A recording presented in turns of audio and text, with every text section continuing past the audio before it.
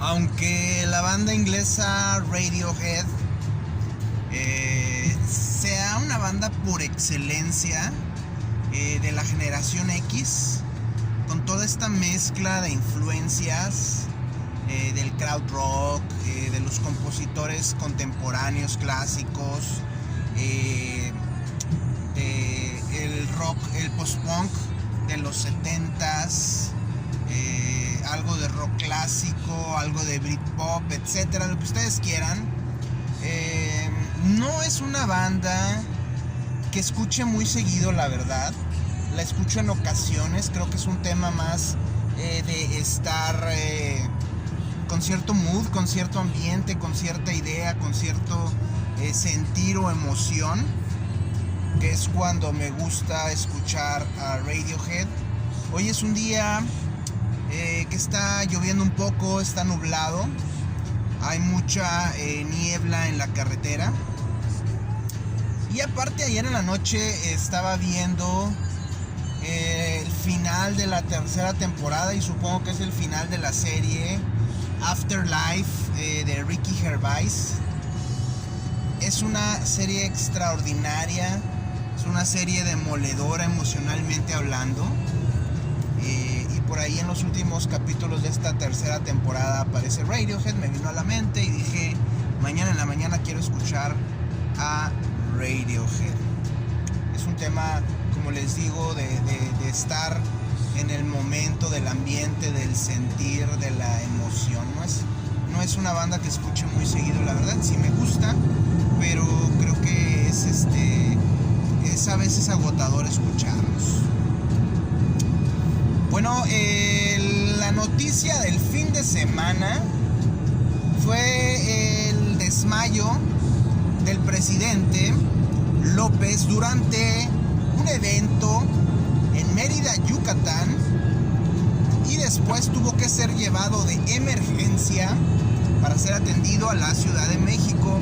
Hay por ahí un misterioso mensaje en Twitter que muchos señalan no va acorde a lo que normalmente el presidente publica en Twitter, aunque ya sabemos que no es el presidente que publica en Twitter. Obviamente el señor no sabe ni siquiera prender el teléfono celular o hacer llamadas, así que descartado que él haya sido.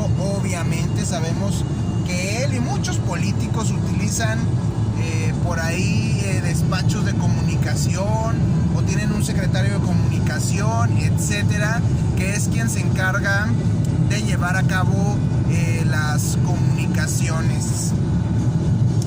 Levanta mucho revuelo, rumores, teorías de conspiración, el hecho de que el presidente se haya desmayado, de que el presidente López se haya desmayado en este evento, y que después se haya anunciado que por tercera vez el señor está enfermo de COVID.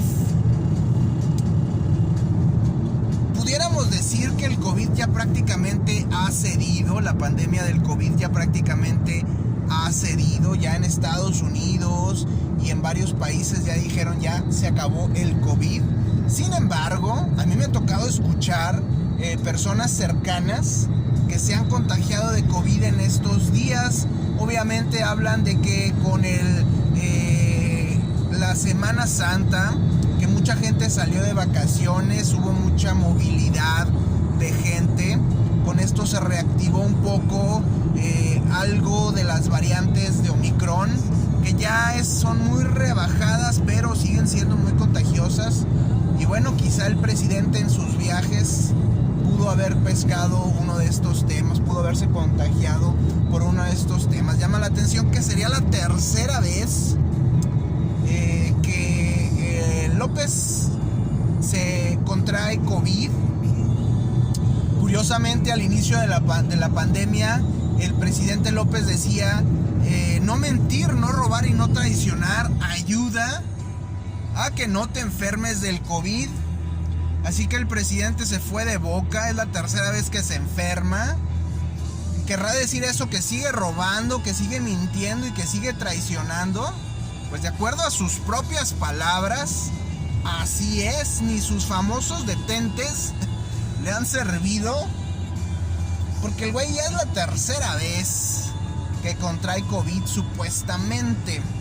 Ahora bien, no es normal que alguien se desmaye por COVID y ya surgen los rumores de que si tuvo un infarto, de que si tuvo un problema del corazón, que si fue una apoplejía, que si fue etcétera, etcétera, que si una parte de su cuerpo le quedó paralizada. Son rumores meramente, no me voy a sumar a ellos, no debiésemos sumarnos a ellos. Hay que esperar, aunque nuevamente nos apegamos, nos acercamos a esos regímenes semioscuros, como lo era el chavismo en Venezuela, o como lo es el chavismo en Venezuela, o como fue el castrismo, o como lo es el castrismo en Cuba precisamente. Hay que recordar que en el 2013, cuando muere Hugo Chávez, no Hugo Sánchez, Hugo Chávez, dictador en aquel tiempo de Venezuela, parte de este socialismo del siglo XXI que cogió mucho auge en el año 2000 en Latinoamérica. Bueno, hay que recordar que cuando falleció Hugo Chávez, se lo llevaron a La Habana. Hugo Chávez murió de cáncer. Se lo llevaron a La Habana, allá en Cuba, a atenderlo. Y estuvo la información circulando de forma confusa, de forma errónea, de forma no directa sobre la salud de Hugo Chávez. El régimen chavista buscaba la manera de resolver, la manera de continuar, la manera de no perder el poder, a pesar de que sabían que Hugo Chávez ya había muerto. Ya circulaban fuertemente los rumores de su muerte. Sin embargo, el régimen hizo hasta lo imposible por ocultar esta situación, en lo que buscaban al sucesor, en lo que firmaban, desaparecían, falsificaban documentos con el fin de que el sucesor fuera acorde a los requerimientos del régimen. Obviamente ninguno de los grandes líderes de aquella época chavistas quiso tomar el poder para evitar fricciones, para evitar desgaste, para evitar alguna erosión en el tejido social dentro del país.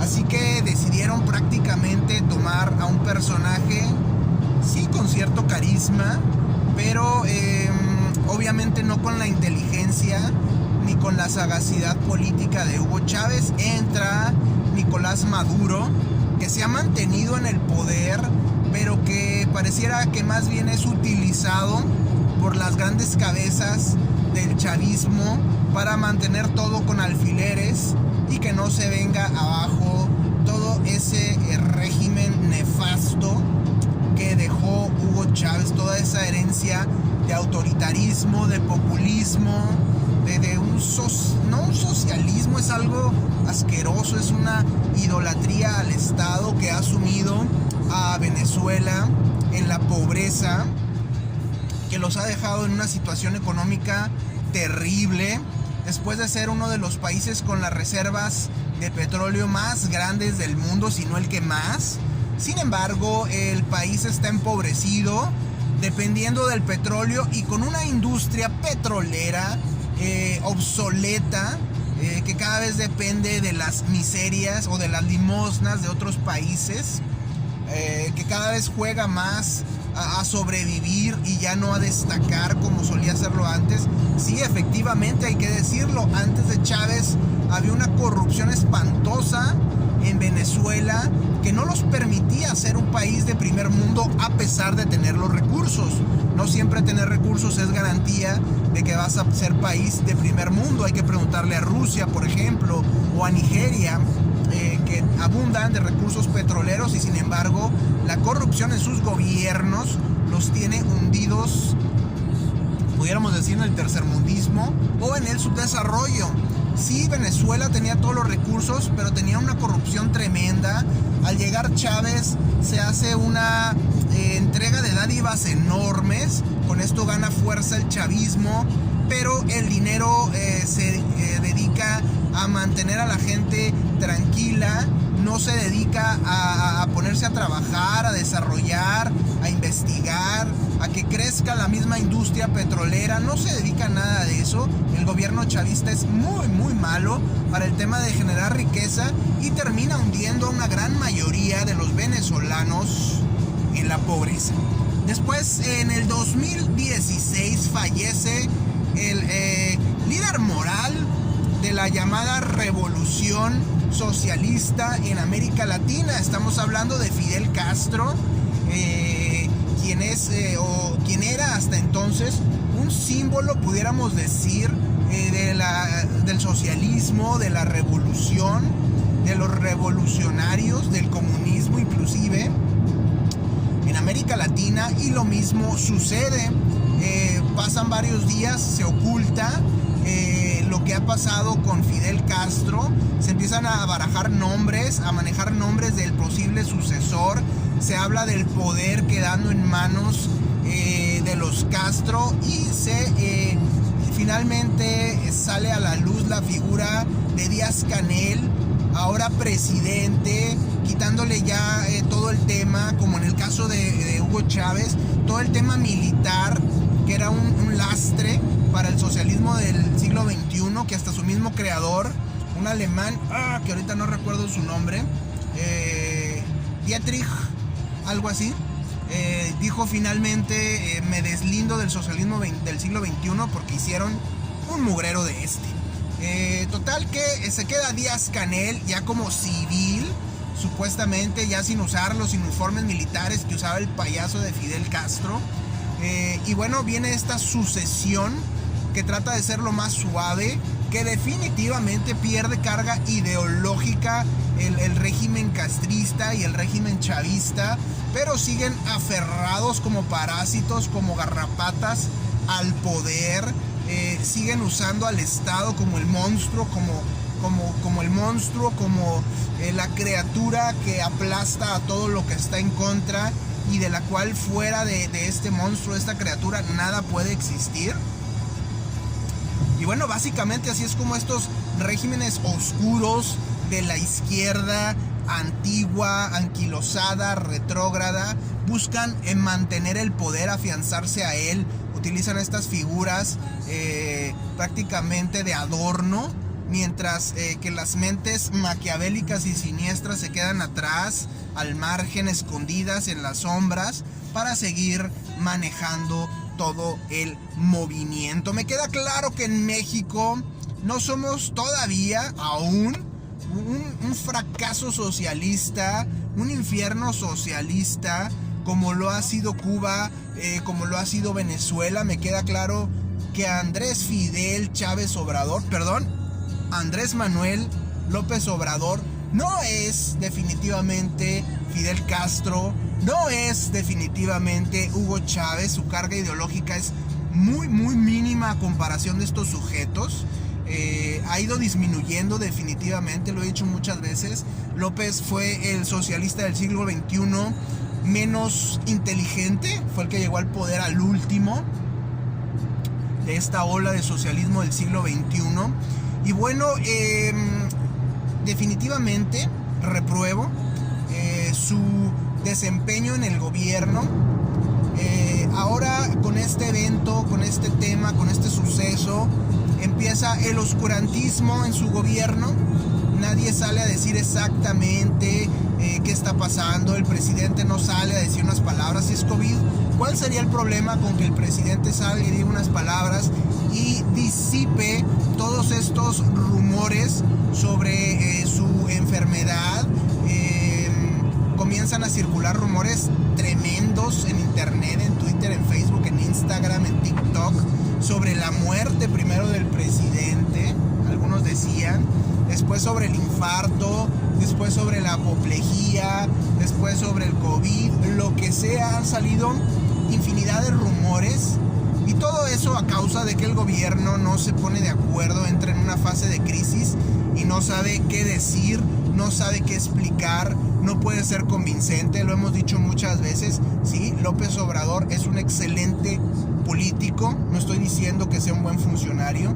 La política la ha manejado bien a su favor, aunque su carga ideológica es mínima, y puedo decir que hay mucha gente detrás de él con una ideología socialista, comunista, fascista, conservadora enorme, que lo utiliza simplemente como una fachada, como una imagen, y utiliza esto para sacar adelante sus agendas. Y desgraciadamente el presidente López se ha prestado para esto. Pero hay que recordar que el presidente es la figura principal del oficialismo, de su partido Morena y de su alianza con otros poderes, con otros partidos. No hay una figura como López Obrador dentro de Morena, y eso es precisamente parte de lo que hace tan débil, tan frágil a estas dictaduras autoritarias que hacen culto a la personalidad de una persona. ¿Por qué? Porque al morir, al pasarle algo a esta persona, todo el régimen se viene abajo, pierde su reputación, pierde todo lo que significa, y quizás sí se pueda mantener, como ha pasado con el chavismo, como ha pasado con el castrismo. Se pueden mantener, sí, claro, pero van perdiendo fuerza, se va erosionando su poder. Eso hay que entenderlo. En el caso de Morena, su mayor defecto, su mayor vulnerabilidad es que la única figura realmente de unión, de cohesión que tienen, es precisamente el presidente López. Una vez que el presidente López desaparezca de Morena o de este planeta o lo que sea, el Morena va a entrar en una guerra de corrientes, por así decirlo, y va a haber un fuerte problema para que este partido o esta corriente pueda volver a agarrar poder. Se van a afianzar al poder definitivamente, pero la carga ideológica, la carga de carisma que mostró en algún momento el presidente López, sin duda se va a perder. Así que ese es el gran problema, ese es el gran talón de Aquiles, la gran vulnerabilidad, la gran fragilidad de estos regímenes autoritarios que rinden culto a una persona. Todos se han venido abajo a partir de la muerte de esa figura.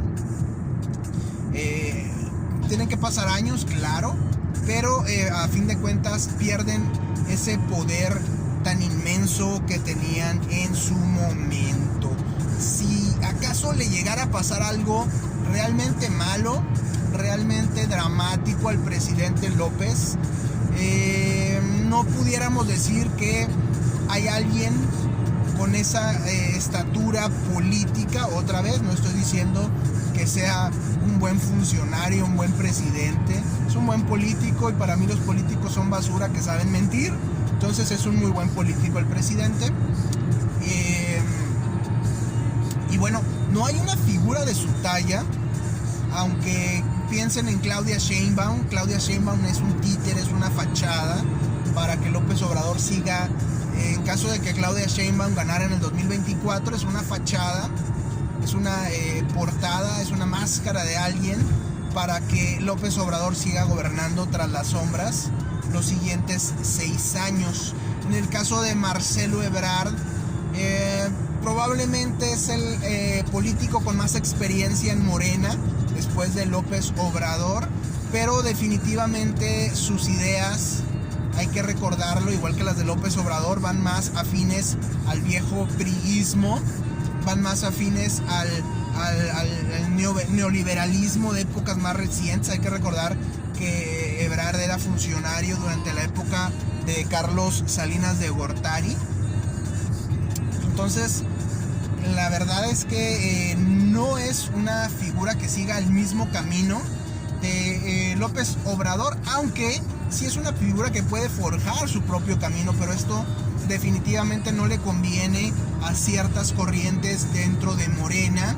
Y bueno, está Adán Augusto, que es como un clon bizarro de López Obrador, y que para mi gusto, actualmente que está el presidente enfermo, ha salido a dar la cara en la llamada mañanera, en este ejercicio nefasto que hace el régimen oficialista, y ha salido a decir que el presidente va a estar fuera de combate 3 o 4 días, lo cual es extraño porque a pesar del COVID puedes hablar, puedes hacer muchas cosas, sí, con algo de tos y fiebre y lo que tú quieras, pero bueno, es extraña esta noticia.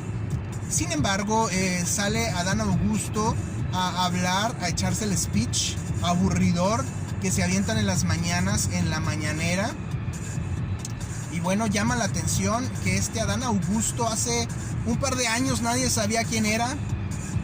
Fue funcionario allá en Tabasco, en la tierra natal del presidente López.